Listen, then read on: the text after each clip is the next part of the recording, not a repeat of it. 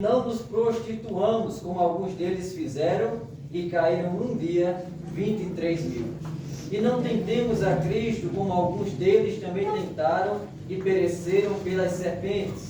E não murmureis, como também alguns deles murmuraram, e pereceram pelo destruidor.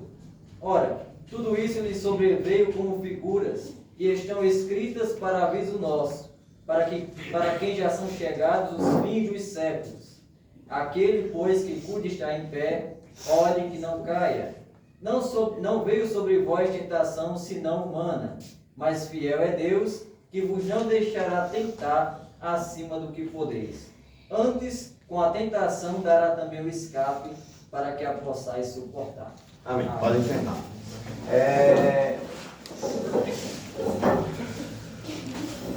2 minutos. 2 minutinhos só para a introdução. Aqui a gente está vendo o seguinte. Um exemplo que o apóstolo Paulo, ele dá na carta aos Coríntios, que a gente estudou em um dos trimestres da escola bíblica. Eu acho até que foi o primeiro do ano. Esse ano, não me lembro. Foi ano passado, né? E aí nós estudamos e vemos o contexto da igreja de Corinto. E diante de tudo isso, a Bíblia Sagrada vai nos mostrar que Paulo, quando está escrevendo a carta aos Coríntios, ele fala da importância no capítulo 8, porque esse capítulo 10 está ainda no contexto. No capítulo 8 ele fala da importância da espiritualidade com o amor, e no capítulo 9 ele vai dar um exemplo, o exemplo dele.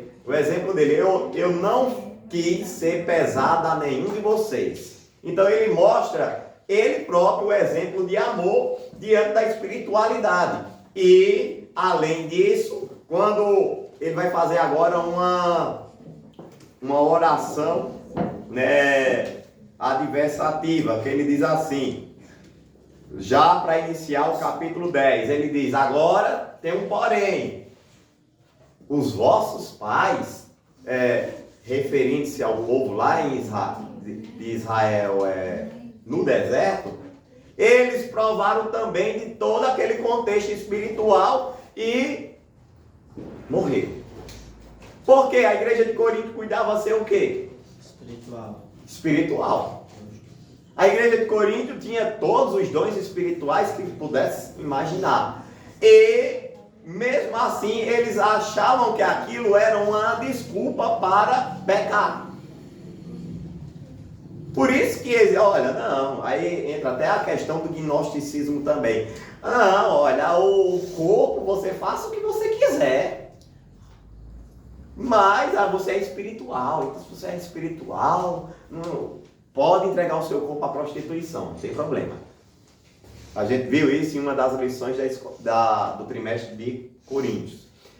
Mas Paulo vai dizer o seguinte, que você receber o dom de Deus, você receber bênçãos da parte de Deus, não é um passaporte para você pecar e viver de maneira deliberada, como você bem entender. Que era justamente esse contexto do capítulo 10. Capítulo 10 de 1 Coríntios, ele vai mostrar o que agora? O exemplo do povo de Israel. O povo de Israel, nenhum povo viu tanto milagre na Bíblia Sagrada do que o povo no deserto. Nenhum. Mas, mesmo assim, eles não foram aprovados por Deus. Eles viram coluna de nuvem, de fogo, viram as 10 pragas no Egito, quando estavam no Egito, viram Deus fazer com que Faraó os libertasse, viu a abertura do Mar Vermelho, viu inúmeros milagres. Mesmo assim, não entraram na terra prometida. Então, Paulo vai dizer o quê? Cuidado, para que não aconteça o mesmo. E aí, é nesse sentido que o texto bíblico desta lição está inserido. E vamos já para o primeiro tópico da nossa lição. Não, é porque está gravando só.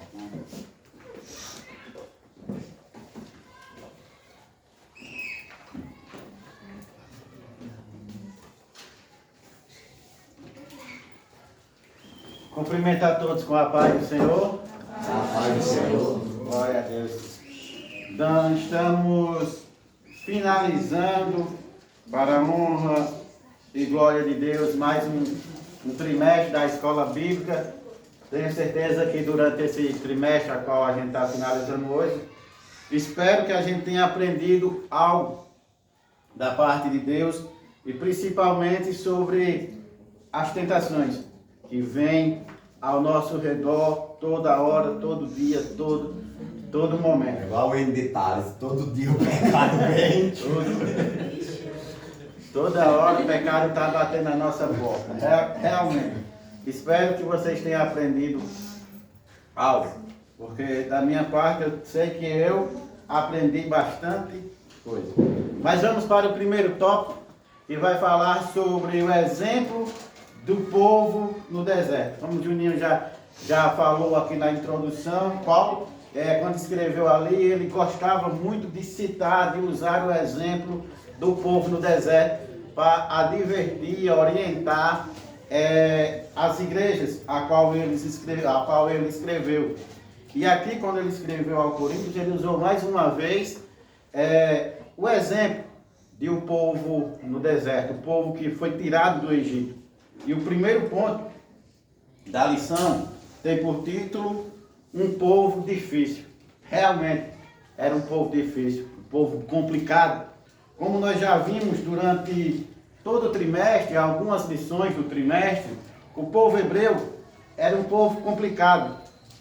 Era um povo reclamão, era um povo esquecido, era um povo que foram agraciados por Deus de forma magnífica.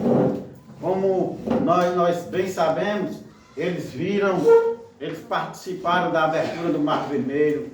Como o Juninho disse aqui, eles viram coluna de fogo, nuvem para proteger. Ou seja, foi um povo muito agraciado, um povo muito abençoado, porém era um povo difícil, um povo complicado, um povo que reclamava por pouca coisa. Às vezes, por uma besteirazinha, eles já começavam a reclamar. Vimos que quando eles saíram do Egito, em poucos dias, já no primeiro obstáculo ali, já começaram a reclamar, já começaram a murmurar. Então, era um povo difícil.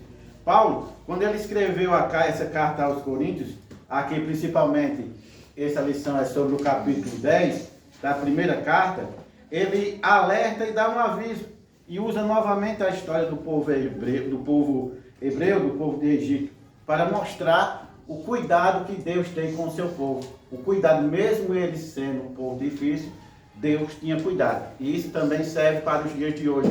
Quantas pessoas nós sabemos que são um pessoal difícil, mas Deus cuida de cada um. Deus, ele tem um zelo pelo seu povo.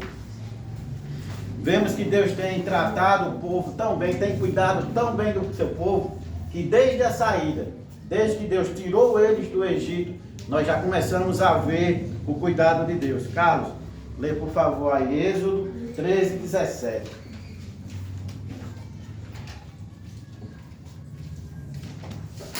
E aconteceu que quando Faraó deixou ir o povo, Deus nos levou pelo caminho da terra dos filisteus, para que estava mais perto. Porque Deus disse, para que porventura o povo não se arrependa, vendo a guerra e torne ao Egito. Deus nos levou por onde? Pelos caminhos, pelas terras dos filisteus, porque Deus já conhecia o coração deles, já sabia que eles, vamos dizer assim, como nós dizemos hoje, eles iam dar para trás. Eles iriam querer voltar quando começasse a ver as guerras que estavam acontecendo naquele lugar. Mesmo assim, o povo que foi cuidado por Deus, que foi abençoado, aborreceu ao Senhor. Anael, lê por favor aí, 1 Coríntios 10, 5. Mesmo o povo sendo, aborreceram a Deus, desagradaram a Deus. 1 Coríntios 10, 5. Mas Deus não se agradou da maior parte deles, pelo que foram prostrados no deserto. Deus não se agradou, eles foram prostrados. Aí eu faço uma pergunta para vocês. É possível alguém desfrutar das bênçãos de Deus e posteriormente ser rejeitado por Deus? Sim. Cita um exemplo. Saúl. Saul foi abençoado, foi agraciado, foi o primeiro rei de Israel determinado por Deus. Posteriormente, desagradou a Deus e foi rejeitado. Do mesmo jeito, foi o povo na terra do Egito. Na época que Paulo escreveu essa carta aos Coríntios, como nós já vimos em outra trimestre, era um tempo difícil. O povo estava corrompido pelo pecado. O povo estava ali na idolatria, na luxúria. Era tanto que eles tinham um termo pejorativo, que era o termo corintianizar, que eles usavam para dizer que ali era um povo, não era dos corintianos, não. Dos corintianos, não. Era quando dizia corintianizar, eles estavam dizendo que o povo ali era um povo leviano, um povo que não tinha, vamos dizer assim, qualidade, um povo que vivia perdido. Então era um termo bastante pejorativo, que queria dizer agir de forma leviana. Paulo aqui ele adverte e orienta como se comportar. No capítulo 10 nós vemos como ele diz para nos se comportar. Varney Vierbis, se lembra que no começo do trimestre, daqui por fim eu decoro o nome desse rapaz e aprender. Esse Varney Vierbis, ele diz, em um de seus comentários sobre o texto, ele diz que privilégios espirituais não dão licença para pecar. O povo pensava que por ser privilegiado, ficava à vontade, podia pecar à vontade. Mas como ele diz, privilégios espirituais não dão licença para pecar. Pastor Antônio Gilberto, também um dos comentários sobre esse título, ele diz que privilégios espirituais geram responsabilidades diante de Deus. E aí muitos aí vão ligar ao famoso texto do filme Homem-Aranha, quando o tio Ben diz a Peter Parker, com grandes poderes, vem grandes responsabilidades. Então, do mesmo jeito, com privilégio diante de Deus, você tem grande responsabilidade. Veja, aí, retornando para o texto, veja que no capítulo 5, no versículo 5 do capítulo 10, Paulo diz que eles ficaram prostrados no deserto, ou seja, morreram no deserto. Muitos daqueles que foram desobedientes, daqueles que desagradaram, eles ficaram prostrados. Eles tinham sido agraciados por Deus desde a saída do Egito. Passaram pelo Mar Vermelho, dentre outras grandes maravilhas que o Senhor fez na vida deles. Mesmo assim, eles desagradaram a Deus. E muitos não entraram na terra prometida. Da saída do Egito, quem foi que entrou na terra prometida? Josué e Caleb. Josué e Caleb. Por quê? Porque eles não desagradaram, não murmuraram. A todos que saíram, morreram no deserto, ficaram prostrados. Eles começaram a entrar na idolatria, por exemplo, no episódio do bezerro de ouro, lá em Êxodo, capítulo 32, versículos de 1 ao 14. Eles entraram, Moisés subiu ao monte, ficou lá durante 40 dias, automaticamente eles já partiram para a idolatria. Também caíram na prostituição. Em Números 25, no primeiro versículo, vai dizer que quando eles foram e se relacionaram com as mulheres moabitas ali, que Balaão instruiu homens para levar as mulheres moabitas para tentar derrubar eles, e conseguiram tirar o povo da presença de Deus. Privilégios não evitam castigo. Paulo diz no versículo 8 do capítulo 10 que por esses pecados, só em um dia, morreram 23 mil pessoas por desobedecerem a Deus.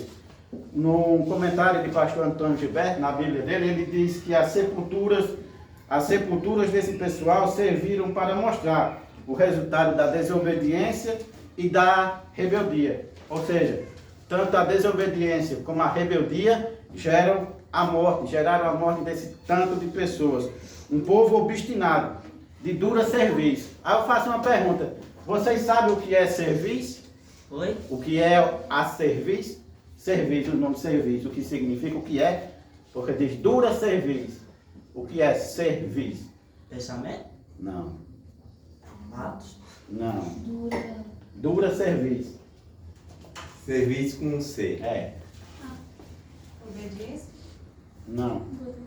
Eu acho que Daniel deve saber.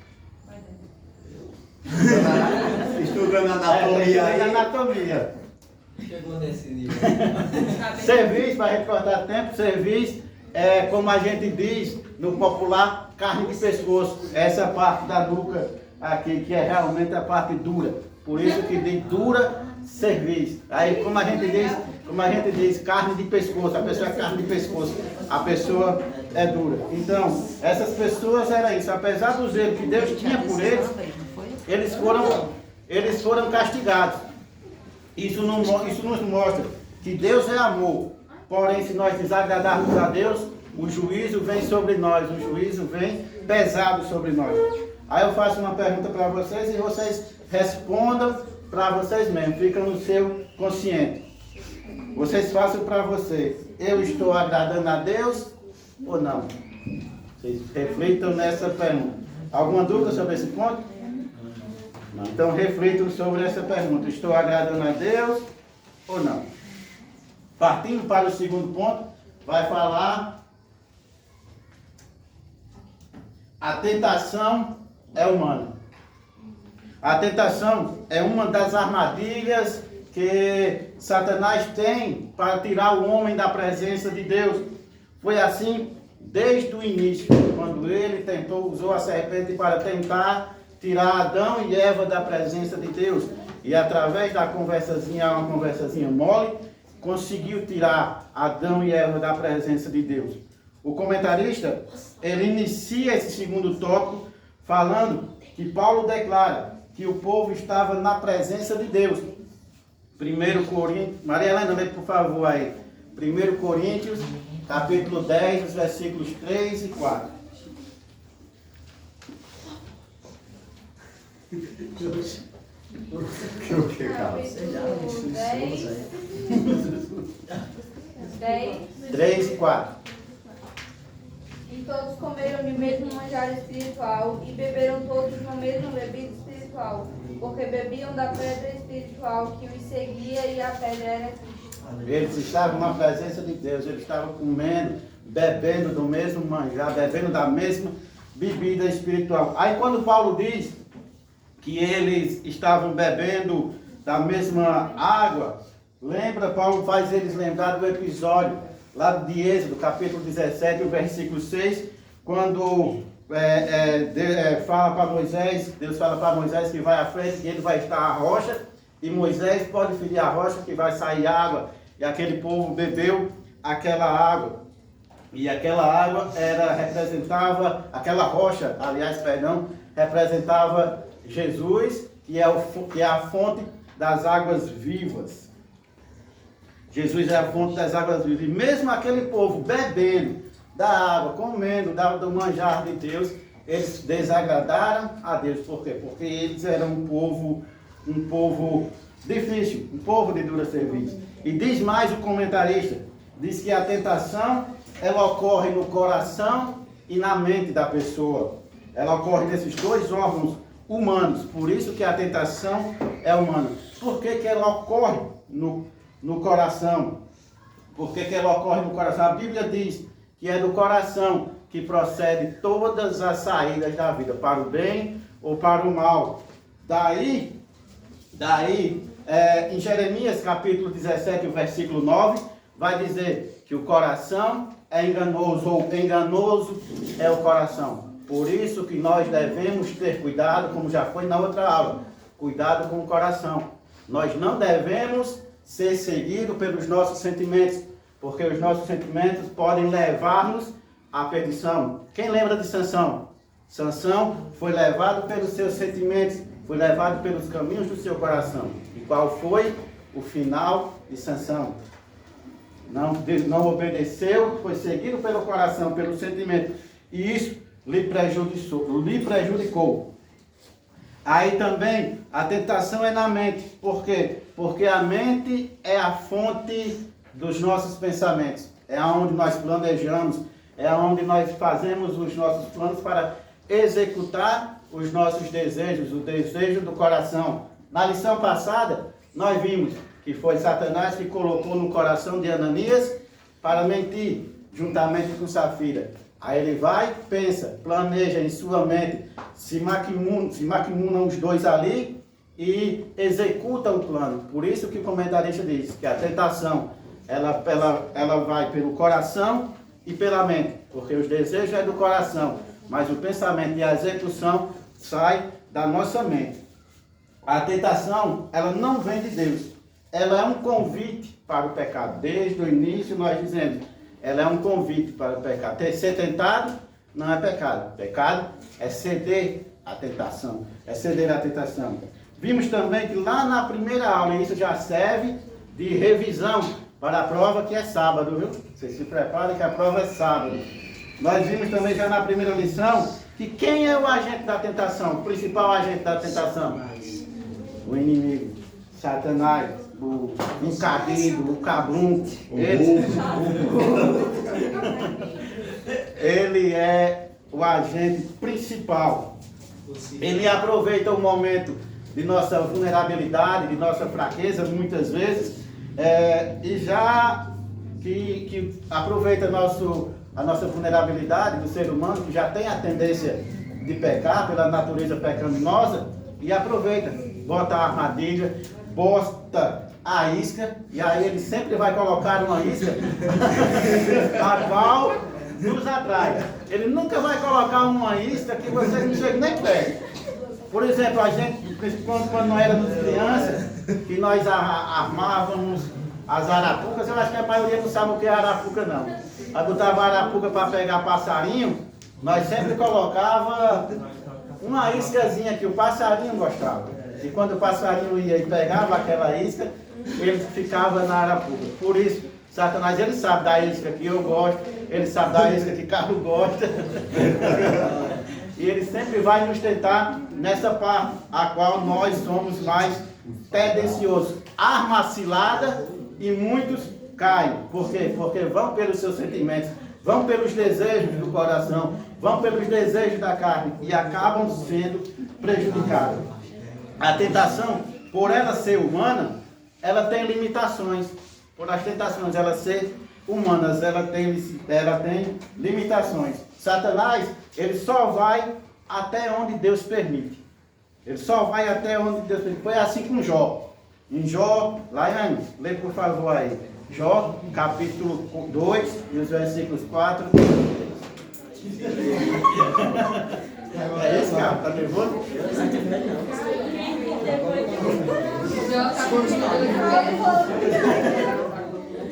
Jó, capítulo 2, os versículos 4 a 6. Presta atenção. Então Satanás respondeu ao Senhor e disse: pele por pele, e tudo quanto o homem tem dará pela sua vida. Estende, porém, a tua mão e toca-lhe nos ossos e na carne, e verás se não blasfema de ti na tua face. E disse o Senhor a Satanás: eis que ele está na tua mão, poupa, porém, a sua vida. Ou seja, Deus disse, pode fazer o que quiser com ele. Pode tirar a pele dele, pode fazer tudo. Agora não tire a vida dele. Ou seja, Satanás, mesmo decaído, mesmo Deus mandando ele de lá do céu para a terra, Deus continua mandando nele. Ele só faz o que Deus permite. Só vai até onde o Senhor permite. O inimigo, ele lança a tentação. A tentação é dele. E Deus manda o escape. Porém, nós temos a escolha de ceder à tentação ou não. Até a escolha é nossa. Toda tentação, ela pode ser vencida se nós se mantermos firmes e constantes em Cristo. Isso é a receita para vencermos a tentação, é permanecer firmes em Cristo. Portanto, nós podemos vencer qualquer tentação. Basta tão somente você estar firme na rocha que é Jesus. Alguma dúvida sobre esse segundo ponto, sobre a tentação humana? Glória a Deus. Passamos para o terceiro ponto, que vai falar que aqui é maravilhoso. Deus é fiel. Quantas pessoas dizem, usam, nós vimos muitas placas de caminhão, muitos letreiros nas cidades, na entrada da cidade. Deus é fiel. Deus é fiel. E Ele é fiel para com cada um. Nas biografias de Facebook do maconheiro. Deus é fiel, em braço tatuado, Deus é fiel. Em 1 Coríntios, capítulo 10 e o versículo 13, Paulo vai dizer, lê para mim aí, cara, por favor, Paulo. 1 Coríntios 10, 13. 1 Coríntios 10, 13. Não veio sobre vós tentação senão humana, mas fiel é Deus que vos deixará tentar acima do que podeis, que não deixará tentar acima do que podeis. Antes com a tentação dará também o escape, para que a possais suportar. Paulo está dizendo que a tentação é humana, que a tentação vem.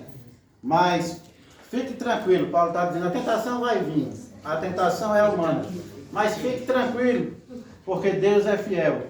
Mesmo nós sendo infiéis, muitas vezes nós somos infiéis, Ele sempre é fiel. Ele permanece fiel. Foi assim com o povo. O povo foi infiel, murmurador, reclamadores. Mas Deus permaneceu fiel para com eles. João Neto, leia aí 2 Timóteo, capítulo 2 e o versículo 13, por favor. 2 Timóteo. Isso. Quanto? 2, 13.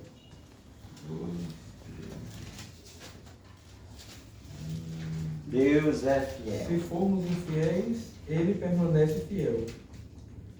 Se formos infiéis, não pode negar-se a si mesmo. Se formos infiéis, ele permanece fiel e não pode negar-se a si mesmo. Paulo aqui está falando para Timóteo, dando instrução a Timóteo, que Deus ele cumprirá todas as promessas.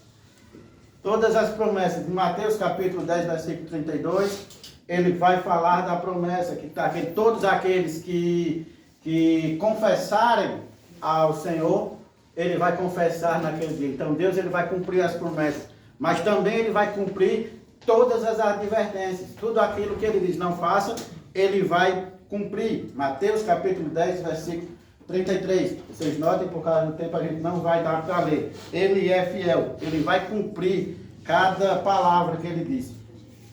A sua fidelidade, a fidelidade de Deus, ele também é um consolo para quem está em Cristo. Maísa, lê por favor aí, 2 Tessalonicenses, capítulo 3 e o versículo 3. É um consolo para quem está em Cristo Jesus. Né? Qual é o capítulo? 2 Tessalonicenses, capítulo 3 e o versículo 3. Mas fiel é o Senhor, que vos confortará e guardará do maligno.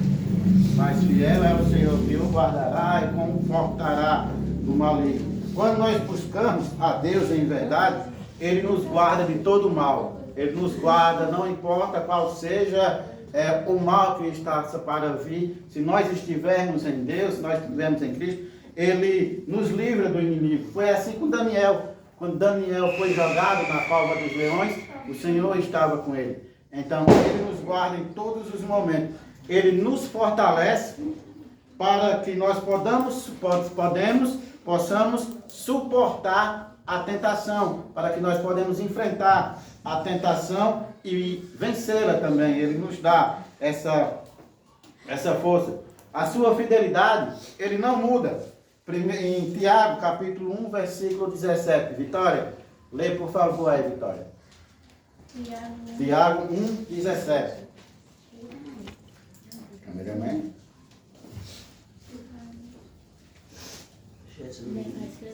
Sua fidelidade não muda. Tiago 1, 17.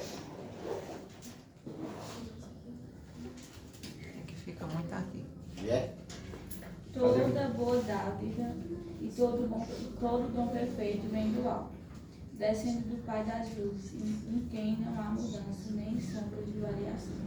Glória a Deus. Então Ele não muda, Ele não tem variação como Deus. Deus não é bipolar, Jesus não é bipolar. O que Ele diz, Ele cumpre. Ele não muda. Ele não muda e nunca vai mudar. Ele é o mesmo ontem, hoje e eternamente. Isso vai estar lá em Hebreus 13, 8, salvo me engano. Ele é o mesmo ontem, hoje e eternamente.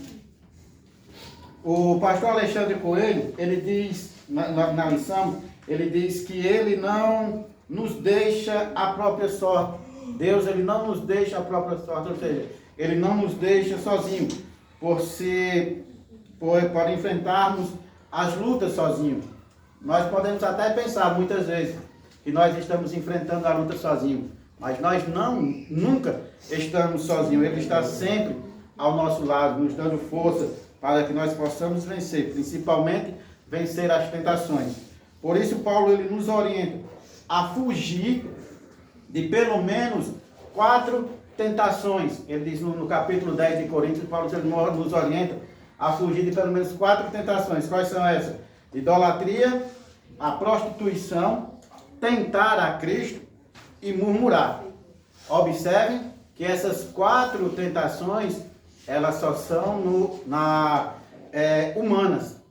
Elas são a idolatria, a prostituição, tentar a Cristo e murmurar, isso são coisas do ser humano. São coisas do ser humano, do corpo humano que pode pecar contra Deus. E apesar de todas essas tentações, Deus ele é fiel para conosco e sempre nos mostra caminhos, sempre nos mostra como vencer a tentação.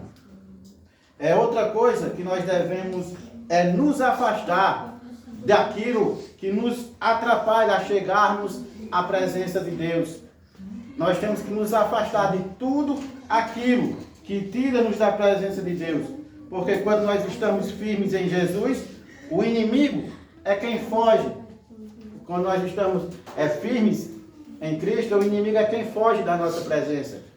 Ele foi isso com Jesus. Jesus foi o inimigo que fugiu de Jesus após as 4 tentações que ele fez.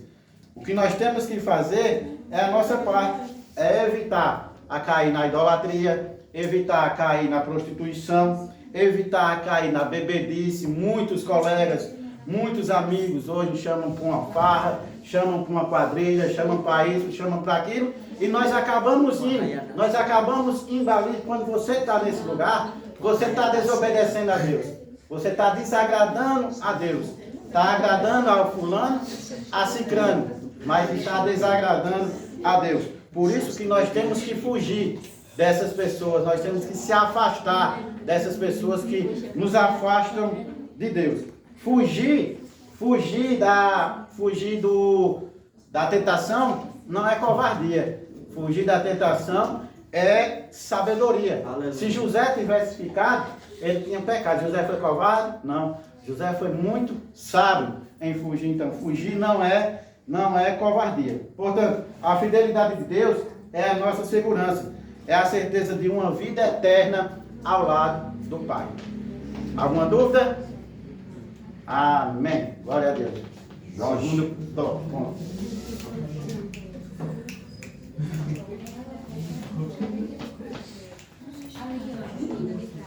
A paz do Senhor a todos. Glórias a Deus. Segundo ponto. O que Deus provê para a nossa vitória? Aqui responde o segundo objetivo de hoje. Complementando o segundo objetivo de hoje. Conscientizar que Deus provê um escape para a nossa vitória. Pois bem, então o comentarista vai destacar pelo menos 3 coisas, e o Juninho vai até acrescentar mais no terceiro ponto. 3 coisas que Deus nos dá para que nós possamos vencer as tentações. Primeiro, o Espírito Santo.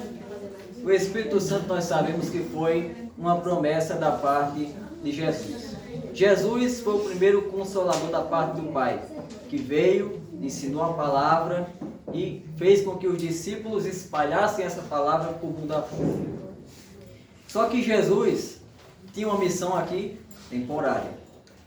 Ao terminar o seu sacrifício na cruz, ressuscitar e ir à direita do Pai, ele disse que, olha, vocês não vão ficar sozinhos, eu vou enviar um outro Consolador. E esse Consolador, ele vai estar convosco e em vós, isso é, dentro de cada um de vocês. O Espírito Santo estaria agindo e atuando no meio da igreja e dentro de cada crente, individualmente. O Espírito Santo não é só algo, uma ferramenta que Deus nos dá para que nós possamos vencer as tentações, mas é uma pessoa. Né? Quantas vezes as pessoas imaginam assim, mas eu não tenho em quem confiar. Né? Como se o Espírito Santo fosse apenas uma força. Como se o Espírito Santo fosse só algum poder que Deus te dá. Como se o Espírito Santo fosse apenas algum objeto, alguma coisa do tipo. Algum objeto sagrado, alguma coisa desse tipo. Quando o Espírito Santo é uma pessoa. E essa pessoa está conosco todos os dias. E é interessante que o Espírito Santo ele vai habitar naqueles que obedecem à palavra de Deus. E obedecendo à palavra de Deus, nós somos o quê?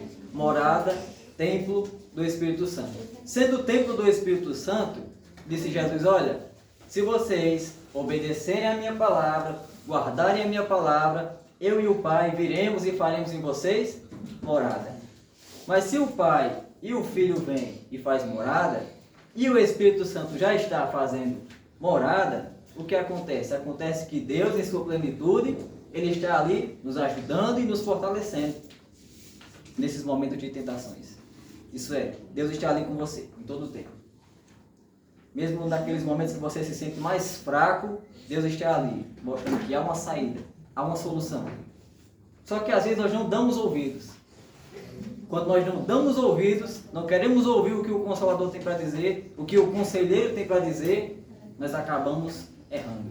Nós acabamos indo no caminho errado.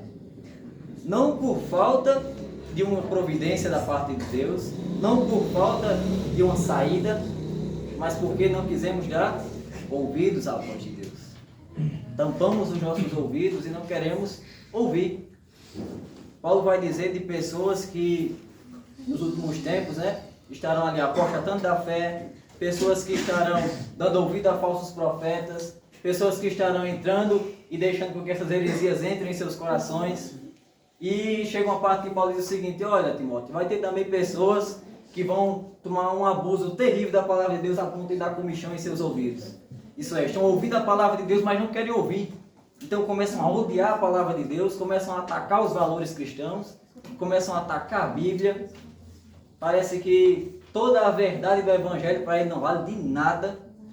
Ele pisa, joga no chão, pisa, e para ele não vale de nada. Muitas vezes nós fazemos isso. Não somos como os ímpios, nesse caso que Paulo está citando, mas estamos muitas vezes agindo como eles, ao não dar ouvidos à palavra de Deus, ao desprezar a palavra de Deus. Quando Deus fala, quando Deus nos dá aquela orientação e nós simplesmente dizemos, não quero ouvir, não quero esse conselho da parte de Deus para mim. Deve ser só a carne, deve ser só Jorge falando da boca para fora, deve ser só Juninho que se confundiu de pessoa, entregou a profecia errada, deve ser só um amigo meu que está falando besteira, e muitas vezes Deus está usando uma pessoa para falar conosco, o Espírito Santo usando, e nós dizemos, não, isso é besteira. Acabe com Micaías. Acaba com Micaías, né? Então, às vezes a gente até diz, como o rei falou com o profeta Micaías, ele diz, mas esse camarada aí só profetiza coisa ruim para mim, como é que pode? Pois bem, mas o Espírito Santo, ele foi uma promessa da parte de Jesus e ele continua agindo na igreja do Senhor. Vamos dar uma olhadinha nisso? Vamos, já diziam os irmãos, para não ficar só em minhas palavras, vamos dar uma olhadinha em João capítulo 14. Isso eles costumam fazer depois que pregar 30 minutos. Para não ficar só em minhas palavras. E louvou ainda. Louvou indo. João 14, versículo 16 e 17. Lê aí, Micael, por favor. E eu rogarei ao Pai, e Ele vos dará outro Consolador, para que fique convosco para sempre. O Espírito da verdade, que o mundo não pode receber, porque não o vê, nem o conhece, mas vós o conheceis, porque habita convosco e está em vós. Maravilha. Perceba esse detalhe que Jesus diz aí. Ele diz, olha, o mundo não pode recebê-lo. O mundo não o vê. O mundo não o sente. Mas ele estará em vós. Em outras palavras, imagine que você vai ter o Espírito Santo dentro de você. Mas é um Espírito, como é que eu vou ver? Como é que eu vou ouvir, Jorge? Só que o Espírito Santo habitando em nós, nós vamos ouvir a voz de Deus. Ainda que não vejamos, mas nós vamos ouvir a voz de Deus, nós vamos sentir aquele remorso batendo de repente, peraí, não era para mim estar fazendo isso, Não era para mim estar nesse local. Não era para mim ter dado ouvido a fulano, a cicrano. Mas o que é isso? Será que é a minha carne falando que eu estou errado? De forma nenhuma. Como é que a carne vai apontar o seu erro? Pelo contrário, ela vai incentivar. Mas o Espírito Santo vai apontar o teu erro. Vai dizer, olha, você pecou. Se arrepende, volta para Deus, porque há esperança. Porque você não é uma árvore que vai estar cortada e vai ficar somente nisso. Mas você é uma árvore que Deus quer que frutifique. E o Espírito Santo vai ministrando ao seu coração. Mas isso acontece com todo mundo? Não.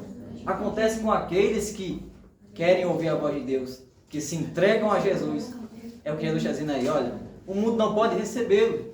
Por quê? Porque o mundo está fechando o coração para Jesus, o mundo está desprezando a palavra de Deus, o mundo está oferecendo tudo quanto não presta. Como é que o mundo vai conseguir ouvir a voz do Espírito Santo? Não vai. Mas aqueles que decidem aceitar Jesus, que decidem ouvir a voz de Deus, esses vão ter o Espírito Santo dentro deles, ministrando em seu coração, mostrando e apontando, esse é o caminho. Não olhe nem para a direita nem para a esquerda, siga o caminho que Deus está nos guiando. Aleluia. Leia aí também o versículo 23, Micael, por favor. Jesus respondeu e disse-lhe: Se alguém me ama, guardará a minha palavra, e meu Pai o amará, e viveremos para ele e faremos nele morada. Maravilha. Então é aquilo que eu falei.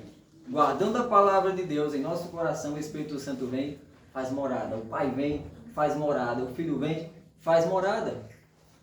E fazendo morada não é agora mais para ter lugar nenhum para o pecado. Porque você está dizendo, ei Espírito Santo, mora em mim, faz de mim o teu lar, a tua casa. Faz com que eu seja uma casa que as pessoas possam olhar e dizer, ali há a presença de Deus. Porque quando nós manifestamos essa luz da parte de Deus para o mundo, as pessoas olham e dizem, olha, eu queria até te chamar para uma festa que vai ter ali, mas eu lembrei de uma coisa, tu é crente, né? Aí você não se acovarda não, você fala assim, sou crente. Quer dizer que tu não vai por causa do pastor? Não, porque eu não quero. Mas por que você não quer? Porque não agrada a Deus. Simples assim. Mas quando é que nós vamos ter uma coragem dessa? Quando o Espírito Santo estiver em nós.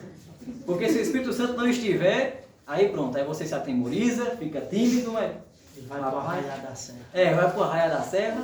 Então, peraí.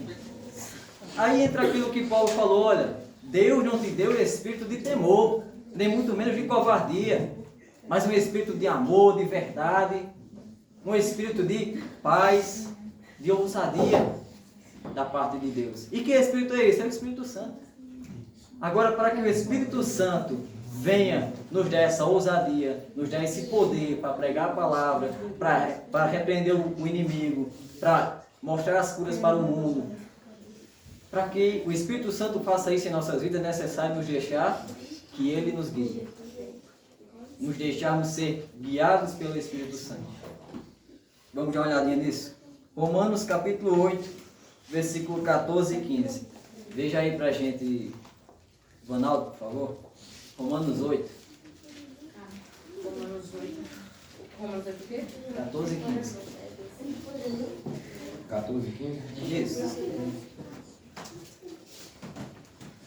Porque todos os que são guiados pelo Espírito de Deus são filhos de Deus. Pois vocês não receberam um espírito que os escravize, para novamente temerem, mas recebem um espírito que os torna os filhos por adoração, por meio do que chamamos Abba Pai. Maravilha. Por meio do Espírito Santo, esse Espírito da parte de Deus, ele testifica com o nosso Espírito que nós somos filhos de Deus. Isso é o que Paulo vai dizer mais adiante. Ele está dizendo, olha, vocês não receberam o espírito de escravidão para que vocês estejam outra vez cometendo esses pecados, cometendo a mentira, estando com essa timidez. Não. Vocês receberam o Espírito da parte de Deus, o Espírito Santo. E esse Espírito ele vai trazer em você ousadia, ele vai trazer em você a verdade. Você não vai mais viver de mentiras, você não vai viver mais de fofocas. A partir de hoje é coisa nova. uma vida nova da parte de Deus. E o que significa então ser guiado pelo Espírito Santo? Porque muita gente fala, ser guiado pelo Espírito Santo. Você tem que se deixar ser guiado por Ele. Mas o que significa isso? Significa que a partir daquele momento que você diz, olha, eu quero que o Espírito Santo dirija a minha vida, a partir desse momento você está dizendo o seguinte, olha, eu vou dar ouvidos à voz de Deus. Independente da minha vontade, independente dos meus medos. Lembra de Pedro? A gente costuma dizer que Pedro se afogou. Né? Mas naquele momento Pedro diz o seguinte, mestre, se és tu mesmo, deixa que eu vá até ti. Nenhum dos discípulos falou a mesma coisa, só Pedro. Aí ele diz, pois vem Pedro. Pedro desce do barco, vai até lá. Deu ouvidos à voz. Opa, deu ouvidos à voz. Mas será que ele não estava com medo de se afogar? Será que não vem nenhum medozinho? Rapaz, é água aqui, não é nada sólido, é água. Mas independente do medo, o mestre já chamou. E se o mestre já chamou, agora é só depositar a minha fé nele. É isso que significa ser guiado. É dar ouvidos à voz de Deus, independente das circunstâncias. Independente do medo, da timidez, independente do que vão falar, se vão falar mal, se vão falar coisa boa, independente disso. Não dar ouvidos à voz das pessoas, mas à voz de Deus. É permitir que Deus seja o nosso mentor. O que é o mentor? Aquela pessoa que você costuma dizer, fulano é meu conselheiro. Você tem um problema, você corre para fulano. Fulano, eu estou passando isso. Fulano, aconteceu isso hoje e eu não sei o que fazer. Quando Deus é o nosso mentor, é exatamente assim. Aconteceu um problema, Senhor, está acontecendo assim. Me dá uma direção. Senhor, fulano falou isso de mim, e eu não gostei, eu fiquei com raiva, eu fiquei para dar uma mãozada nele. Não dei porque eu sou crente, né? A gente tem que ser sincero. Às vezes a gente passa por um momento desse jeito, né? Você não vai falar na cara da pessoa, rapaz, eu vou dar uma mãozada. Mas se abrindo com Deus, na sinceridade, Deus vai ouvir. E naquele momento, se você estiver com o coração sincero, Deus vai repreender os sentimentos ruins, vai trazer um alívio para você, vai trazer uma solução. Pois bem, então, segundo, falamos primeiro do Espírito Santo, agora vem a palavra de Deus, como mais um escape da parte do Senhor. Jesus é aquela palavra, a palavra da parte de Deus que veio, encarnou, o verbo se fez carne, Jesus é a palavra viva. Mas Deus também nos deu a sua palavra escrita. E essa palavra nós temos aqui o tempo todo. É a Bíblia Sagrada. A inerrante, infalível e inspirada palavra de Deus. A palavra de Deus ela vai nos ajudar a vencer as tentações. Em que sentido? Quando nós ouvimos ela, guardamos em nosso coração e a praticamos. Qual era o problema dos religiosos da época de Jesus? É porque eles leram... Como? Honrava só caboclo. Justamente, honrava só caboclo, com os lábios. Eles ouviam a palavra, conheciam a palavra, mas não a praticavam. Conheciam a palavra, mas não queriam aceitar a verdade de Jesus, a verdade do Evangelho. Sendo que o próprio Jesus era o cumprimento da lei, mas não aceitavam. Aqui entra, se não me engano, no capítulo 5 de João, em que Jesus diz o seguinte, olha, vós examinais as Escrituras, porque elas testificam de mim. Né? Aliás, vós examinais as Escrituras, porque cuidais ter nelas a vida eterna. Em outras palavras, vocês examinam as Escrituras, porque vocês acreditam que nelas existe vida eterna. Que obedecendo a elas, vocês vão encontrar vida eterna. Aí ele diz, e são elas que testificam de mim. Aí o versículo continua. Mas vocês não querem vir a mim para ter vida. Em outras palavras, estavam só com a lei nos lábios, da boca para fora. Honravam a Deus com os lábios, mas o coração estava distante. Não abraçaram a salvação que estava ali diante deles. Aí o autor aos Hebreus diz, olha, e se nós recusarmos uma salvação tão maravilhosa como essa? Se nós recusarmos essa salvação da parte de Deus, essa providência da parte de Deus, já dizia Silas Malafaia, a maior bênção, a maior providência da parte de Deus foi a salvação. É a maior bênção que Ele poderia dar para a gente, é a salvação. Então, para que não percamos essa salvação, é necessário Ainda tem uma coisa perseverar. quando vai pregar e diz assim, o melhor de Deus está por vir. Né? O melhor de Deus está por vir. Já vem agora só glorificação. Pois é. Então, vamos ver algumas referências. João capítulo 8 e o versículo 31. Veja aí pra gente, Daniel, por favor. 8:31. Isso, 8:31 de João. Jesus dizia, pois, aos judeus que criam nele: se vos permanecerdes na minha palavra, verdadeiramente sereis meus discípulos. Se permanecerdes nas minhas palavras. Não é ouvir e deixar para lá. Eu até gostei do culto de hoje. Aí no dia seguinte, vai fazer as mesmas práticas que não agradam a Deus. Não dá, cara. Não dá. Vamos ter um compromisso sério da parte de Deus. Quando nós falamos assim, temos uma aliança com Deus. Uma aliança é coisa séria. E quando Deus diz, eu tenho uma aliança com você, a coisa também é séria. Aqui entra aquilo que Cláudio leu aqui com a gente, em Timóteo, ainda que nós sejamos infiéis, ele permanece fiel. Por quê? Porque ele firmou uma aliança com a sua igreja. E você fazendo parte da igreja, fazendo parte desse barco, você está na aliança. E esse barco é Jesus. Só que muitas vezes nós estamos descompromissados com essa aliança. E não pode ser assim. A palavra de Deus tem que habitar em nosso coração e nós praticarmos ela todos os dias. Pois bem, vamos já olhar em outra referência muito conhecida. Salmos 119 e o versículo 105. Pode ler todinho. Salmo 119. Lê aí, João Neto, pra gente. Não, 105. Só o versículo 105. Peraí, são 119 e 105. Todinho. Lâmpada para os meus pés é a tua palavra. E luz para o meu caminho. Maravilha. Perceba aí o contexto em que se encontra isso. A palavra de Deus como um escape para as tentações. Lâmpada para os meus pés é a tua palavra. Ou seja, algo que mostra, revela, mesmo em meio ao escuro. E luz para o meu caminho. Deus nos deu um caminho que vai até o céu. Nesse caminho, nessa caminhada cristã, há diversos obstáculos. Nessa caminhada cristã, há diversas barreiras que Satanás vai colocando ali, armadilhas. E nós, por nós próprios, acabamos não vendo muitas vezes. Porque nem sempre a tentação está tão exposta assim, a ponto da gente ver e dizer, meu Deus, uma tentação. E correr. Vem que nem José, meu Deus, a mulher está ali. E correr. Nem sempre. Às vezes, a mulher está ali, né? A mulher do chefe. Mas nem sempre é tão clara assim a tentação. Às vezes a tentação vai vir bem sorrateira. Vai vir como uma proposta boa, vai vir como uma amizade que parece a melhor amizade que você poderia ter no mundo. Às vezes é até... Não, deixa pra lá. Mas às vezes é até aquela pessoa que você pensa que vai passar o resto da vida ao lado dela. E às vezes é só uma tentação do inimigo. Vamos ter cuidado.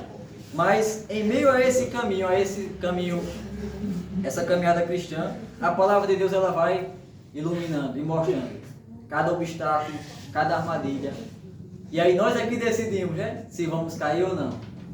Às vezes a irmã Adriana costuma dizer nas consagrações, né, que a gente está muitas vezes assim, tá aqui o buraco, aí a gente vai se aproximando.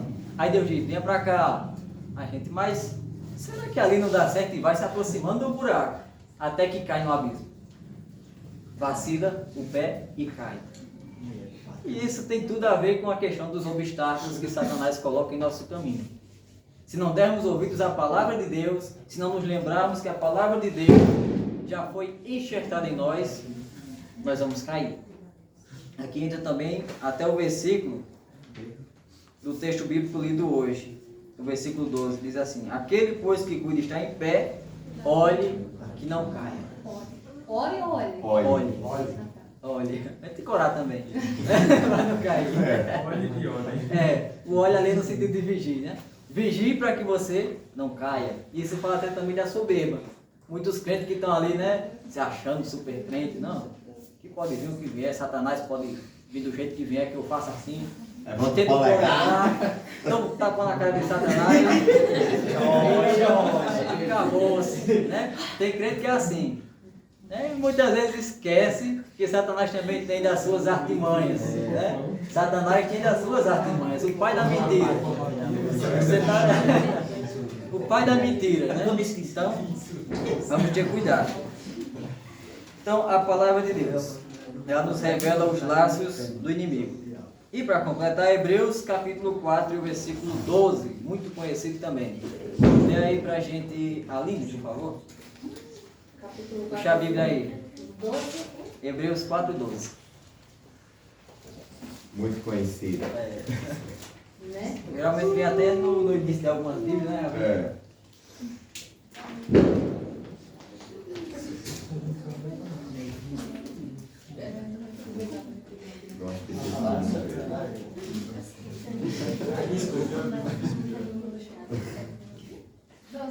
né? 4 e 12.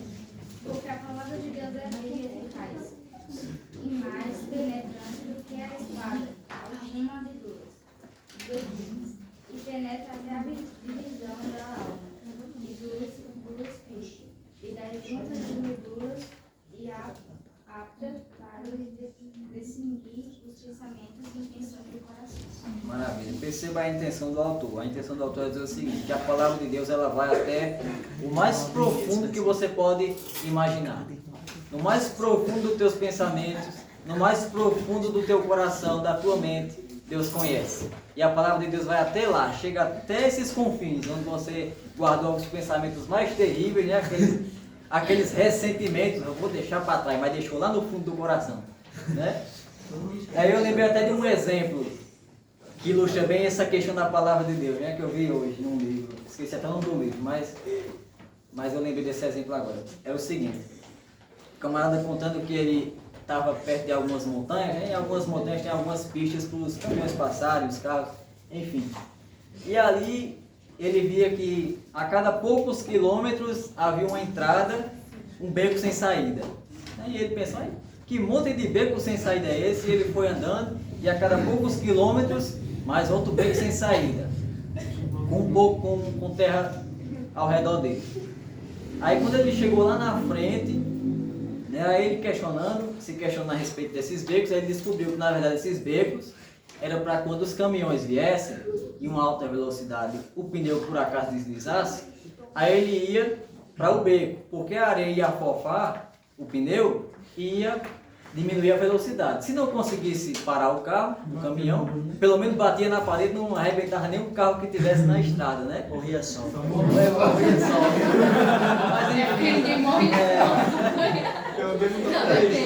Mas enfim, o foco não é a batida do carro, mas enfim. Em resumo, é como se essa estrada ilustrasse a nossa caminhada cristã. E muitas vezes a gente está numa alta velocidade, está ignorando tudo. E tem que ter um freio para que a gente não venha tropeçar e cair no desfiladeiro. E esse freio é a palavra de Deus. Ela vai ali nos parar. Se você não quiser parar, você bate na parede e morre. É melhor parar. Pois bem, e por último, e terceiro ponto, fé na providência de Deus, mais um escape da parte de Deus. Fé na providência. Satanás ele tenta iludir as pessoas para que se antecipem e tomem caminhos que demonstrem independência da parte de Deus. Vamos dar uma olhadinha em Isaías capítulo 30 e o versículo 21. 30 e 21. Leia aí lá, pra gente, por favor.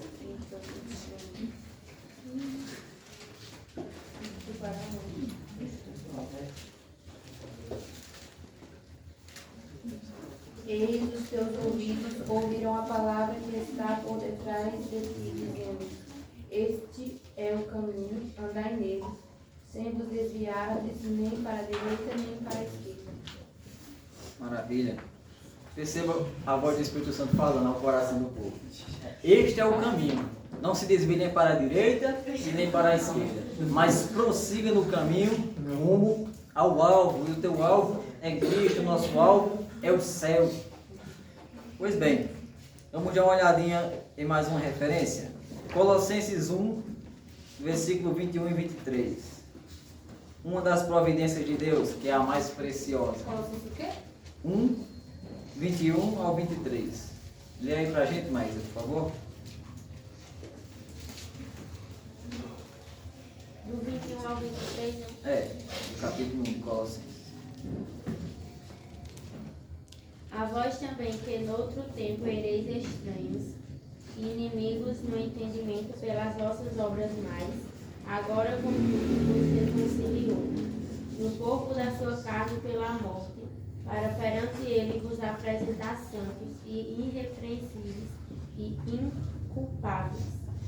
Se na verdade permanecerdes fundados e firmes na fé, e não vos moverdes da esperança do Evangelho que tendes ouvido, o qual foi pregado a toda criatura que há debaixo do céu, e do qual eu, Paulo, estou feito ministro. Uma das providências de Deus, a providência da salvação. Agora é tão interessante que a graça de Deus ela não nos deixa pecar à vontade. Não é porque a graça de Deus está sobre nós podemos pecar à vontade. E aí entra o aviso que Paulo disse nesse versículo. Para que nós não nos movamos da esperança em que fomos chamados. A esperança de que Cristo vai voltar, vai buscar a sua igreja e que tem um lugar preparado no céu para cada crente.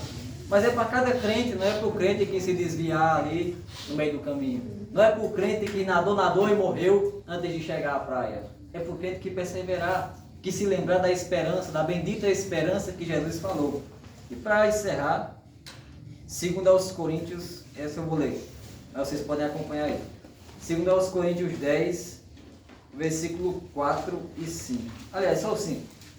Diz o seguinte: destruindo os conselhos e toda altivez que se levanta contra o conhecimento de Deus, e levando cativo todo o entendimento à obediência de Cristo, e estando prontos para vingar, o versículo 6, toda desobediência quando for cumprida a vossa obediência. Perceba essa partezinha B do versículo 5. Levando cativo todo o entendimento à obediência de Cristo. Se tem uma coisa que Satanás vai atacar, é a nossa mente. Porque a ilusão vai começar ali, na sua mente, nos seus desejos, e a sua mente vai trabalhando. Ele lança o desejo e a sua mente vai trabalhando. Quase que automático. Só que o conselho de Paulo e do Espírito Santo é o seguinte: leve cativo todo o seu entendimento, toda a tua mente a Cristo. Pode falar. Tem até uma história assim, mas resumida, sabe? Que tipo, um demônio soltou um cavalo, aí o cavalo entrou numa horta e comeu toda a horta do cara. Aí o dono da horta matou o dono do burro, aí começou a família de uma guerra e morreu todo mundo, né? Aí perguntaram ao demônio: por que você fez isso? Ele disse o quê? Ele matou essa monte de gente. Ele disse: não, eu não matei ninguém, eu só fiz soltar o burro. Só soltei o burro. Aí... lança a tentação e aí lança só a tentação. Quem veio responder. As pessoas vão dando ouvidos e acaba todo esse moído ao redor. Então, levar cativo o entendimento a Cristo é isso. Morra as minhas vontades, para que a vontade de Cristo viva em mim. É isso que todos os que passaram antes de nós, os crentes, fizeram para chegar à glória. Acabou-se aquela minha vontade. Acabou os meus pensamentos, a minha vontade. Agora quem vive em mim é Cristo. Amém? Ficou alguma dúvida a respeito desse tópico? Não? Então, nosso irmão Juninho.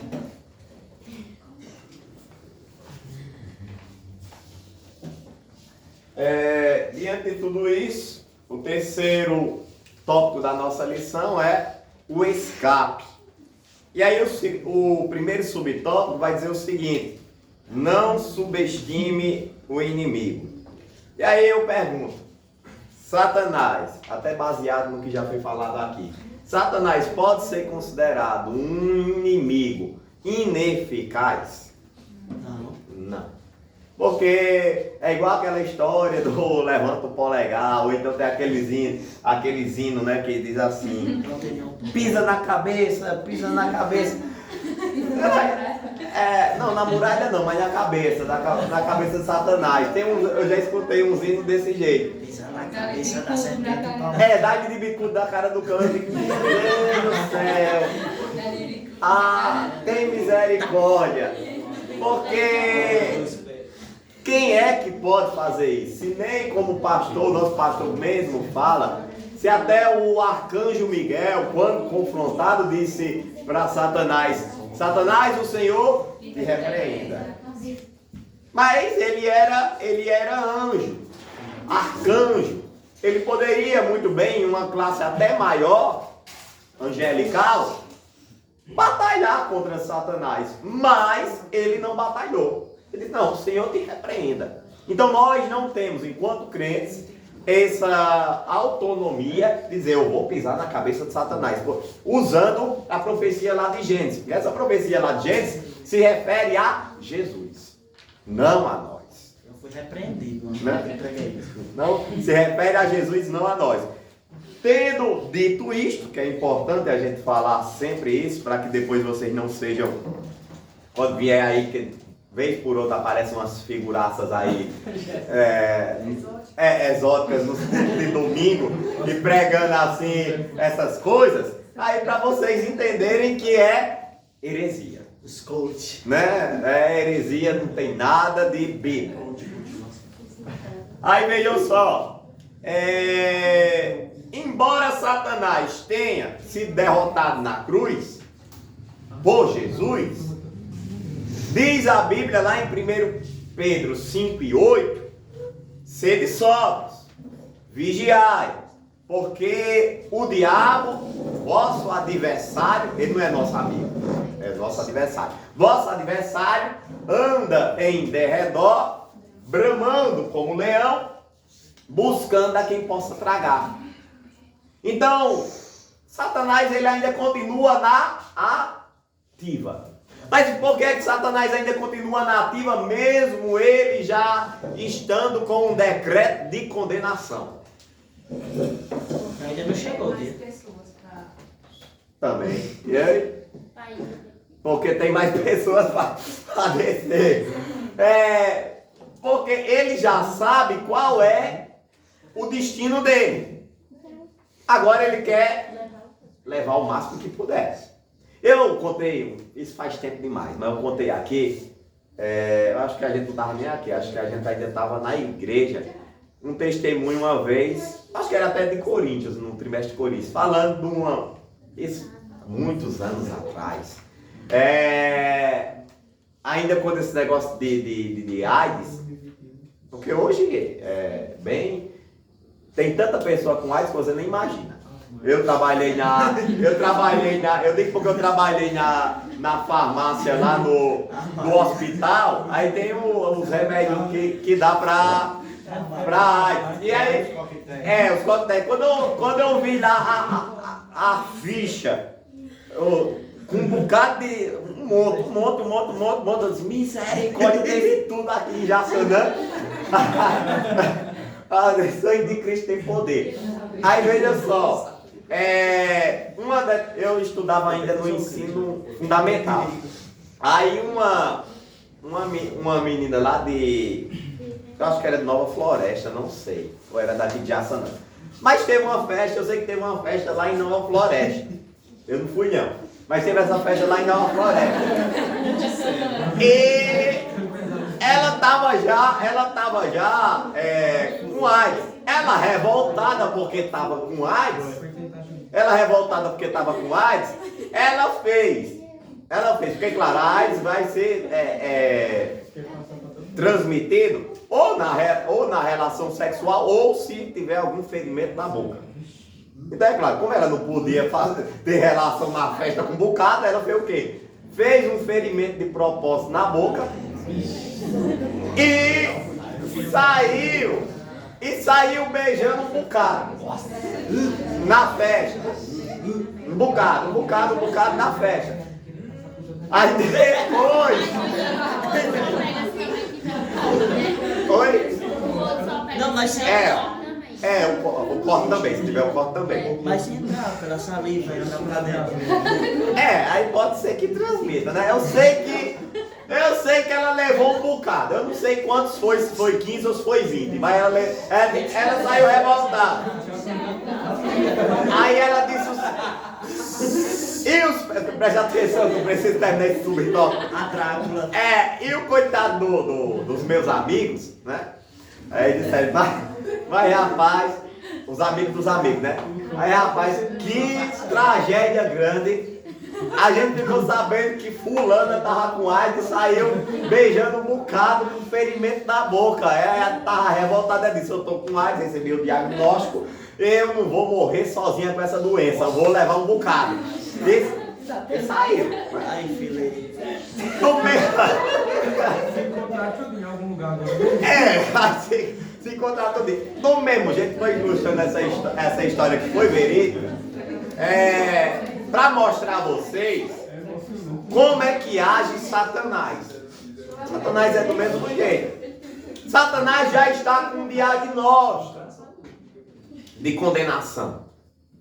Ele já sabe para onde vai, ele já está condenado, já está com a carta de condenação. Então ele quer agora fazer o quê? Eu não vou morrer sozinho, eu não vou levar a morte eterna sozinho, eu vou Beijar o povo. levar um bocado, vou beijar o povo e levar um bocado.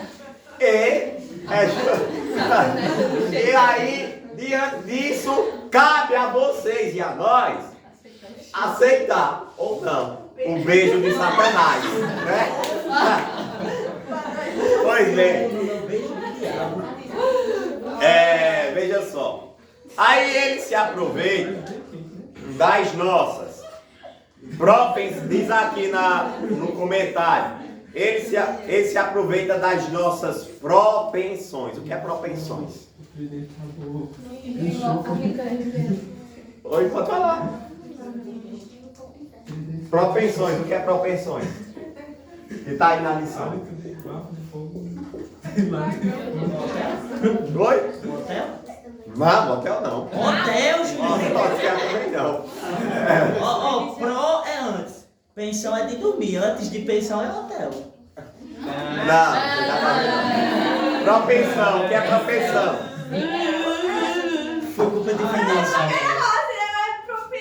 Propensar a acontecer alguma coisa. Propenso. Exatamente, é uma pessoa propensa, uma pessoa que tem.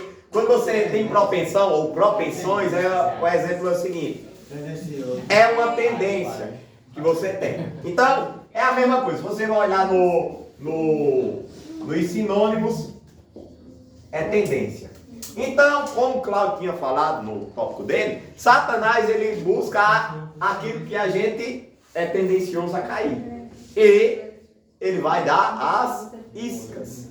Ele não vai dar, por exemplo, para uma galinha, se ele sabe que a galinha gosta de... Não vou dizer nem de galinha, vou usar o exemplo do rato. Se ele sabe que o rato... Eu não sei nem se isso é verdade, que eu aprendi num desenho, eu não sei se biologicamente é verdade. Mas se o rato gosta de queijo, não sei se é verdade, que eu aprendi com o Tom Jerry, mas se o rato gosta de queijo, ele não vai botar outra coisa que o rato não gosta na isca. Ele vai botar o queijo. Vai botar. Do mesmo jeito é cada um de nós. Se ele gosta, se a gente gosta... Atenção, se a gente gosta de uma determinada coisa que não convém, ele vai usar aquilo que não convém para nos atrair e nos levar para longe da presença de Deus. Como eu digo, e eu disse, não sei nem onde foi, o que Satanás quer não é nos tirar da igreja, ele quer nos tirar da presença de Deus. Porque existe... Como eu dizia, acho que foi ontem, existem duas categorias de pessoas que vão que estão na igreja. Eu vi isso num vídeo. Uma é a categoria que vai à igreja e a outra é a categoria que vai ao culto. A que vai à igreja vai para observar, vai para olhar, vai para como um lazer social. Acabou o lazer, acabou a graça. O que vai para o culto, não. O que vai para o culto, ele vai para quê? Ele vai para cultuar a Deus. Então, não precisa ter pregador famoso, pregadora, cantor. Não. Pode ser qualquer pessoa ali, desde que esteja debaixo da graça de Deus, é claro. Ele vai para o culto, ele vai para adorar a Deus. Então, Satanás ele não está preocupado em nos tirar da igreja, e sim da presença. E aí ele vai se aproveitar das fraquezas e também necessidades. Por que eu falo necessidades? Porque é importante. Fraqueza está já no termo de tendência. Eu vou citar a necessidade. Você tem uma necessidade, um exemplo de dinheiro. De dinheiro. Aí eu vou citar outro exemplo dos meus tempos de colégio. A pessoa... antigamente, havia o seguinte, os amigos meus que queriam andar assim como é que fala? Na bossa, na moda, bem arrumado, tal, elegante, e não tinham condições porque os pais não tinham condições. O que é que acontecia? Os homossexuais que tinham dinheiro, se aproveitavam e faziam o quê? Ofereciam roupas e determinadas coisas para sair com esses meus amigos. E eles faziam o quê? Aceitavam. Por quê? Porque eles, pela necessidade deles, eles queriam o quê? Queria andar na bossa. Então quando você via um camarada, o primeiro sinal que eu sabia da minha turma de amigos que estava fazendo isso era quando chegava com uma chinela quente. Aí chegava com a chinela quente e eu dizia: eita, bichão, conseguiu aonde, hein? Então, pela necessidade ele caía. Eles caíam. Não, você tá não. Aí pela necessidade caíam. No pecado, preste atenção pra gente concluir aqui. No pecado,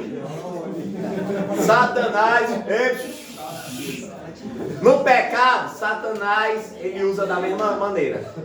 A gente tá com a necessidade de algo.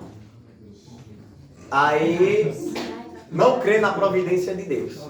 Então aí Satanás vê que você está com necessidade, seja de dinheiro, seja do que for, ou de um bem material. Ele vai levantar alguém, porque assim como Deus levanta os deles, Satanás também levanta os deles. Aí Satanás vai levantar alguém para quê? Para oferecer esse prato a você. Aí você até vai aceitar, porque você diz: eu estava orando, então Deus mandou. Mas Deus mandou para te tirar da presença? Tem uns que dizem assim, quando Deus quer, ele usa até o cão, né? Um termo teológico muito difícil, né? Aí vamos mais adiante. Tem outras referências, mas o tempo não dá. Segunda. Deixa eu molhar com ela, que a garganta tá... Aqui, tem os arroz no final. Evite ficar sozinho. Né? Principalmente com mulher casada, que nem José, né? Principalmente com mulher casada, né? Evite ficar sozinho. Ou homem casado, né? Mas nesse contexto aqui... Silêncio, gente. Silêncio, que a minha voz, por mais que seja alta, mas ultimamente está sofrida desses dias. Vejam só. Evite ficar sozinho. Nesse contexto aqui, o sozinho, por mais que a gente já tenha citado a questão também de José e outros exemplos, e até Cláudio citou naquela vez que o que é que queria dois jovens, né? Trancados dentro do quarto, né? E que nosso João Neto citou que poderia ser jogado xadrez. Mas, além de todos esses contextos aqui, o contexto aqui de evitar ficar sozinho é ficar sozinho da comunhão da igreja. Da comunhão da igreja, da presença dos irmãos. Foi falado aqui, eu não me lembro se foi por Jorge ou foi por Cláudio, sobre a questão de mentor, de conselheiro. Tem aquela pessoa que você sempre busca ajuda espiritual nela.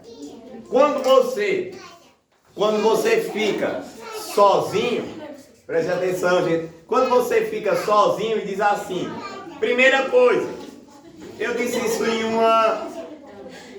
Eu disse isso em uma das aulas. Quando você peca, qual é o primeiro sentimento que você tem? Tristeza. Tristeza e? Solidão e? Culpa, angústia, arrependimento, mas tem um sentimento além de todos esses que vocês citaram que também são. Solidão. Oi? Envergonhar. Você sente vergonha. Por que você sente vergonha? Você peca, por mais que você entenda que ninguém sabe. Por mais que você entenda que ninguém sabe. Mas você pecou, aí você fica com vergonha de ir até para a igreja. Até para o culto. Não é nem só pelo medo de Deus revelar. Não é nem só por esse medo. Mas é também pela questão de vergonha mesmo.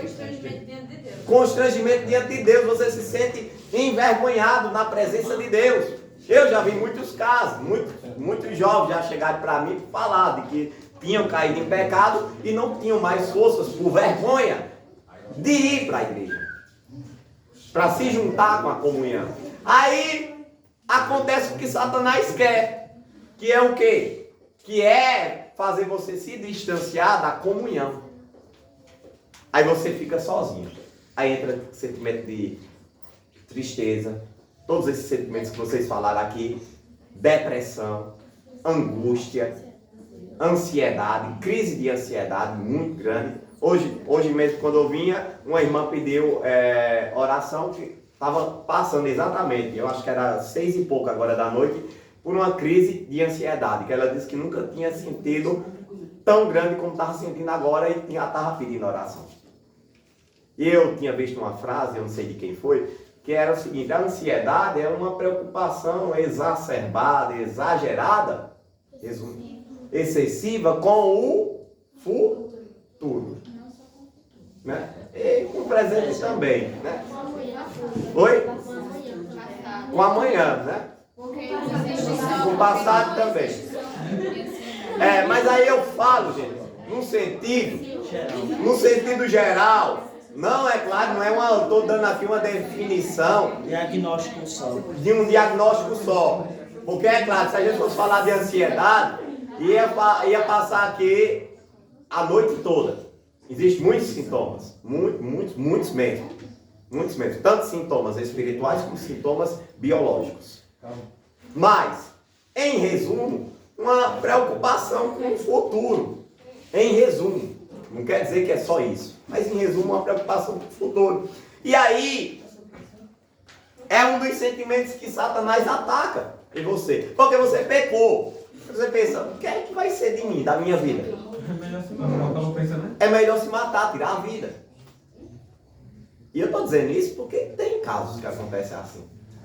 Então, é um dos sentimentos. Não subestime o inimigo. Então, eu vou ficar sozinho para quê? Pequei, eu tenho que ir para a igreja. Para a comunhão. E aqui dizia o seguinte, ó. Quando a gente se afasta de pessoas que podem nos abençoar, a gente vai para pessoas que podem nos o quê? Amaldiçoar. Então, eu não posso me afastar de pessoas que vão me fortalecer. Aí entra aquela questão de Eclesiastes, que é tão falada, que é melhor 2 do que 1. Porque se você vai caminhando sozinho a sua vida, não, eu não preciso de ninguém.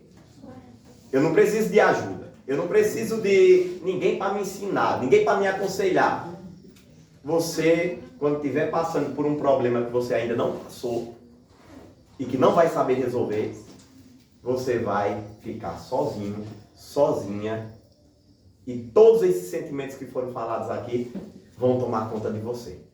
Todos. Sem exceção. Até o cair na tentação.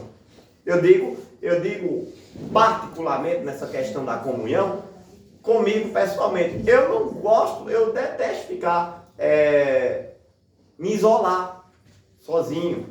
Porque se eu me isolar da comunhão, é claro, cada um de nós aqui temos os nossos momentos sozinhos.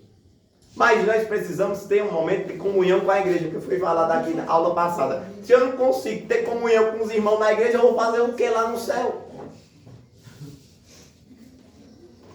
Lá no céu não vai ter um quartinho para você se trancar lá. E dizer, Jesus, entra aqui, eu estou a fim de conversar com o senhor. Não, deu 3 horas aqui, no relógio do céu, né? Deu 3 horas, Jesus, por favor, vai embora que eu preciso ter o meu momento sozinho agora, sozinha. Aí, deu uma vontade de falar com Jesus de novo. Jesus, volta aqui de novo. Não, no céu não é assim. O que tiver de resolver tem que ser resolvido aqui na terra. Exatamente. Aí vejam só, continuando. Tinha muitos outros assuntos, mas vou só ler um versículo, Provérbios 18. Juninho acresce, se vocês não resolverem os dilemas de vocês aqui na terra, então vocês nem... No céu não resolve. Vocês nem vão no céu, na verdade. Nem no céu chega. Nem no céu chega. Provérbios 18. Quem encontrou pode ler o versículo 1. 18:1. Pode ler. Pode ler. Buscar o próprio desejo aqueles que se separam, eles se sugerem contra a verdadeira sabedoria. Ou seja, quem busca o seu próprio desejo, o seu próprio eu, a pessoa faz o quê? Se separa. Não, eu quero só a minha vontade. Então você vai se separar. Aí diz que a pessoa se levanta, a parte B do versículo, contra a verdadeira o quê? Sabedoria. Então o contrário de sábio é tolo. Então, a gente tem ainda outro versículo que é Hebreus 10 e 25. Não vou ler, mas não deixe de congregar. Não deixe de congregar, de se unir com os irmãos. E vamos para o terceiro e último tópico, subtópico da lição. E do trimestre, que é esteja vigilando.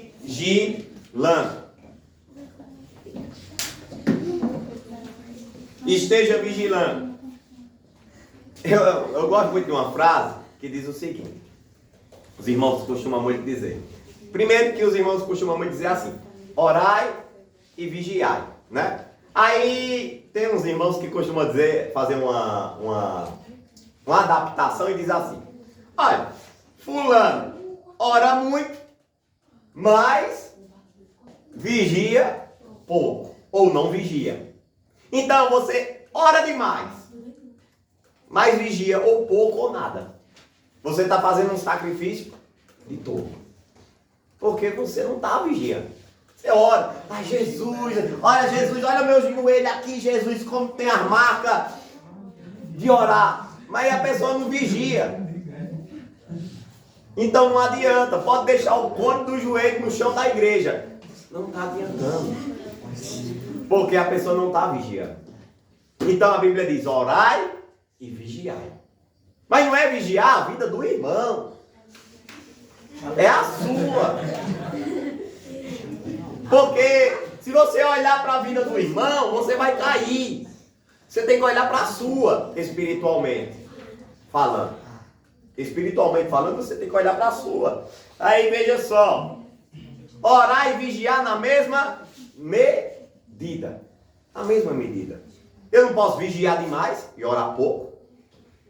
E nem posso orar muito, demais e vigiar de menos. Tem que ser na mesma medida. Isso vale para a Bíblia Sagrada também. Tem gente que lê muito a Bíblia, ora pouco. Tem outras pessoas que oram demais, mas Bíblia é quase nada. O comentário lá de Billy Graham, né? Do passarinho e as asas. Do passarinho e das asas dos passarinhos. Ele disse, perguntaram para Billy Graham. Billy Graham, o que é mais importante, oração ou palavra? Ele disse, pergunta para um pássaro qual é o mais importante, a asa direita ou a esquerda. Não tem como, para um passarinho, o passarinho é mais importante, eu sou canhoto, é mais importante a esquerda. Não é assim. Oração e leitura na mesma medida. Eu vou contar, porque é sempre bom a gente falar da nossa vida também como testemunho para edificar. Eu digo por mim, preste atenção. Tem períodos que a gente está orando mais e lendo menos. E já tem períodos que você está lendo mais e orando menos. Mas aí eu sempre acendo um sinal de alerta, um sinal amarelo. Tem semana que eu estou lendo muito. Rapaz, eu orei pouco essa semana. Tem que equilibrar.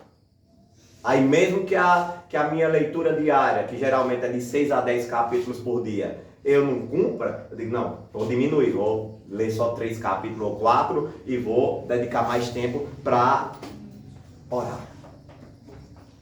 E assim a gente vai equilibrando. Para caminhar. Ou voando, ou cambaleando, tropeçando aqui e ali, mas vai caminhando. Porque a caminhada é essa na vida cristã. Então esteja vigilante. Tinha muitas referências, mas a gente não vai ver. Tinha 1 Pedro 4, 7, 1 Tessalonicenses 5, 6, Romanos 14, 10, 1 Coríntios 10, do 21 ao 23.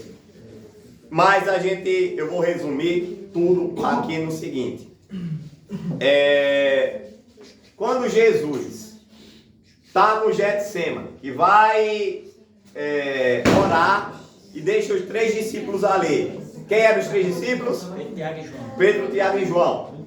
Aí Jesus volta da primeira oração e diz para eles o quê? Não pudestes o quê? Vigiar comigo nenhuma hora. Ou seja, eles estavam num momento de vigilância. Jesus estava orando, eles precisavam estar alertas. Mas não era alerta para proteger Jesus, era alerta pela vida deles mesmos. Mas eles estavam dormindo. Aí cumpre o que Paulo vai dizer lá em 1 Tessalonicenses 5 e 6, que a gente vai ler. Ele diz, não durmamos, pois, como os demais, como os outros. Mas a gente não pode dormir, porque o contrário de vigilância é dormir. Dormir espiritualmente. Por isso que Paulo também vai dizer, desperta tu que dormes. Aleluia. Desperta. Então, para não acontecer igual com o exemplo de Eutico e outros. Claro que além de Eutico é um sono físico. Mas estou falando num sentido de sono espiritual. Portanto, vigiar e orar. Vigilância e oração precisam andar juntos. Se eu não vigiar, dê um exemplo aqui como é que eu tenho que vigiar. Diante de todo o trimestre. Na sua vida, nada dos outros. A sua vida, nada dos outros. Por exemplo, se Carlos sabe que ele tem uma tendência por salgados. Eu também. E ele sabe que na saúde dele ele não pode, né, avançar muito.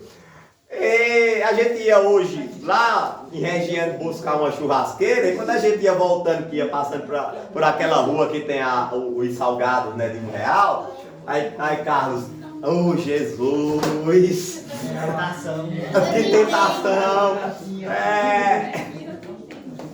é a melhor que tem. Mas eu estou usando um exemplo de comida que é simples, até muitas vezes infantil, para dizer no sentido de cada um de vocês aqui, nós sabemos quais são as nossas fraquezas.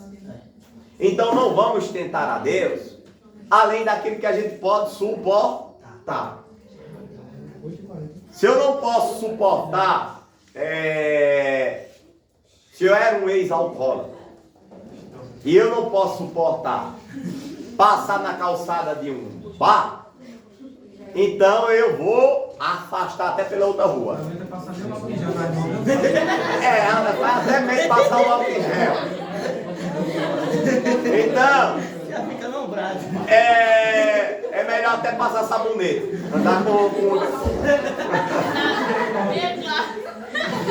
Então, gente, concluindo esse terceiro tópico,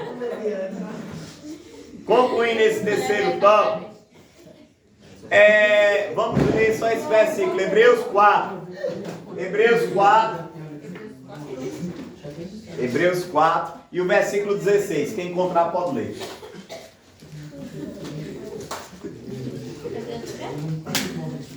Quatro e 16. Pode ler. Pode ler. Pode ler qualquer uma. Pode ler. Pode ler. Cheguemos, pois, com confiança ao trono da graça, para que possamos alcançar misericórdia e achar graça, a fim de sermos ajudados em tempo oportuno. Para a gente ser ajudado em tempo oportuno, que tempo oportuno é esse que a gente precisa ser ajudado? Na hora da tentação. Aí para a gente ser ajudado em tempo oportuno, a gente tem que chegar ao quê? Ao trono da graça. Mas as pessoas, quando pecam ou quando estão perdendo a batalha espiritual, elas querem se afastar da igreja. E aí usam várias desculpas para isso, para se afastar. Você não pode se afastar da igreja. Porque eu falo igreja no sentido de onde se manifesta a presença de Deus. Você tem que manter comunhão. Então, é isto. E vejam só.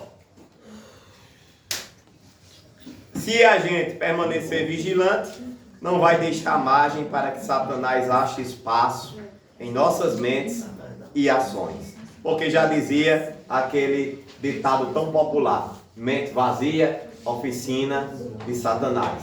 Então, que a mente de vocês estejam ocupadas com Cristo. Aleluia.